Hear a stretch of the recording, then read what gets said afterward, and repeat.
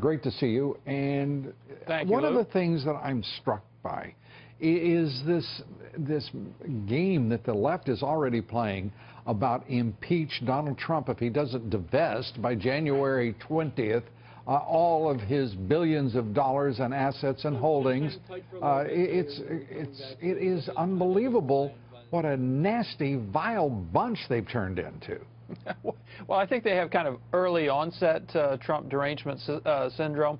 But I think if you listen to people on the left, they believe that Republicans plotted to undermine Barack Obama and to try to destroy his presidency from the very moment he was elected, and they're going to offer Donald Trump no less. And so I think what you're going to see is just an attack on just every front possible. Yes, the emoluments clause, there'd be all sorts of business conflicts.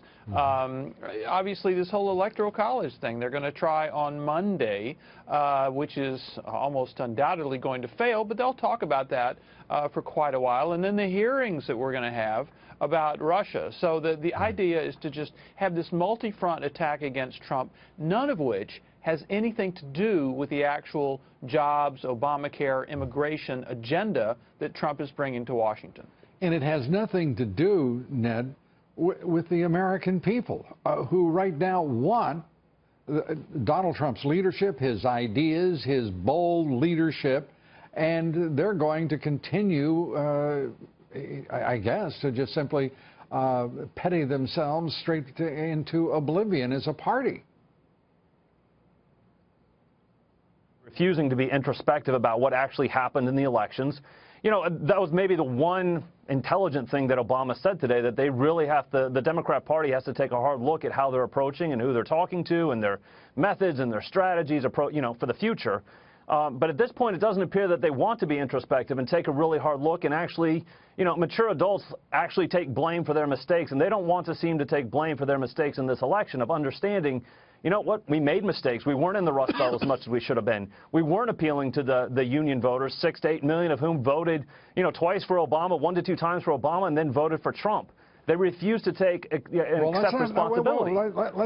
Let's let them not take responsibility. I'm afraid they're going to hear you and start, you know, to take some sort of responsibility, not out of a sense of maturity or reason, but simply as a matter of a strategic and tactical response to a political defeat. Well, the thing that I'm loving is the fact that the House Democrats just reelected Nancy Pelosi. Again, I'm starting to call them the Coastal Regional Party because they're having such a strong makeup in the House caucus on the Democrat side of, you know, California, New York, and Illinois. It's becoming very much a regional. So they reelect Pelosi, and I think they're going to take a strong look at Keith Ellison as the head of the DNC. So whatever lessons could have been learned, it appears that they don't want to learn them and they don't want to apply anything and change anything. And I say good for them. I say good exactly. for them. I hope they continue down this path. Bree, let's turn to what we can expect here from this administration. It looks like with Barack Obama becoming the first president since Woodrow Wilson to remain in Washington, D.C. after his terms in office end, that he means to carry on some sort of opposition, if you will, create a new column to fight against President Donald Trump. What do you make of it? Sure, he's certainly well-liked among people here in D.C., and I think that, as we were just talking about earlier, of lessons learned and lessons not learned. Are you kidding? Are you kidding? Well, among, you know, Beltway kind of people in D.C. You mean left-wingers? Okay, so as someone who, you know, grew up elsewhere and now lives here, I've noticed that there definitely are almost like two Americas going on, and that D.C. is almost kind of detached from the rest of the world. So when I say that Obama is well liked by individuals in D.C., what I mean by that is that he's liked by the political class and the media elites. That's what I mean by when I say that. So the establishment. The establishment. Yeah, sure, exactly, sure. So, you know, he is well liked by the elites here in the Capitol, which is detached from the rest of America. So I could see how it would be extremely easy for him to kind of set up shop or work with individuals in this area. However, I don't know how much of an impact those efforts would make nationally. As we've seen, people are sick and tired of the establishment, and they're sick and tired. Everything that the electorate in 30 states said we're not going to tolerate anymore. Byron, your thoughts?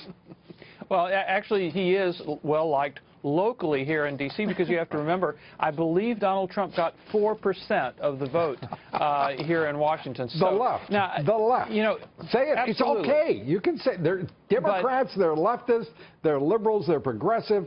They're nothing like the rest of America.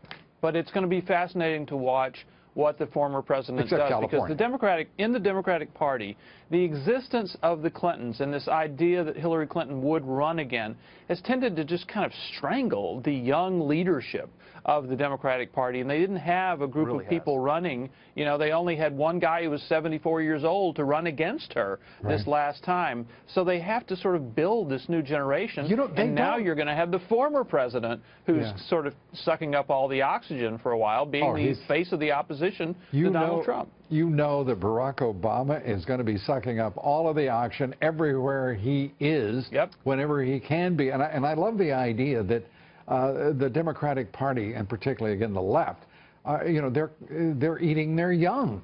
They do not want to confront the generational issues that would normally propel younger candidates to the forefront and into elected office. And there's no sure path, certainly for them, awaiting in the Democratic Party. And to that I say, keep sucking up that oxygen, Mr. Obama. It's good for the country. We appreciate you all being with us. Ned Ryan, Bree Payton, and Byron York, thanks so much. We appreciate it.